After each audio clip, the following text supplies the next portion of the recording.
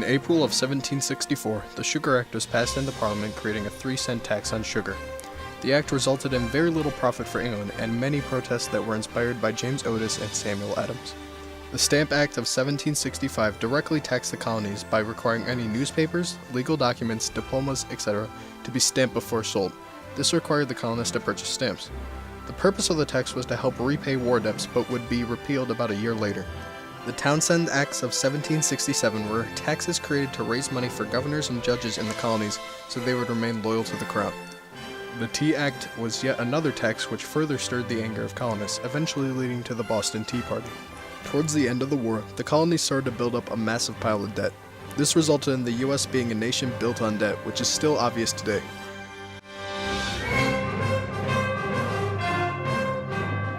During the Revolution and the years leading up to it, American nationalism and morale were at an all-time high.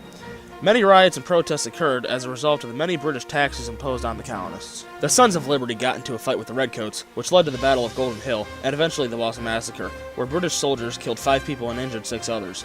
The incident was made out to be cruel and unprecedented murder by the local papers, when in fact the protesters began throwing objects at the soldiers and used continued physical violence against them.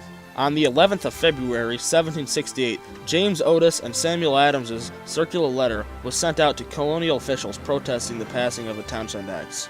In 1773, the Tea Act was passed, creating a heavy tax on tea. In response to this, protesters dressed as Native Americans and dumped barrels of tea into the Boston Harbor in the infamous event known as the Boston Tea Party.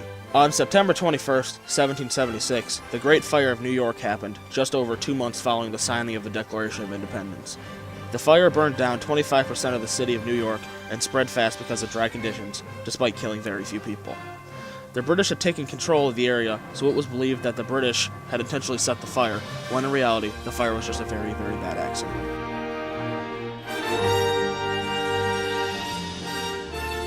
In 1763, the Treaty of Paris ended the French and Indian War, which lasted 9 years.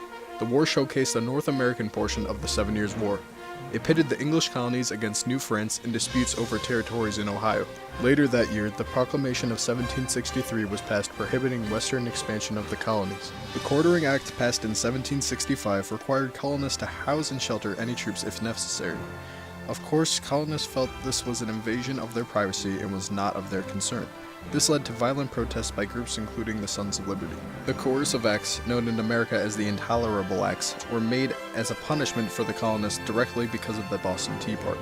After successfully beating the English in the Revolutionary War, the Declaration of Independence was put into effect on July 4, 1776, which declared the 13 colonies independent sovereign states.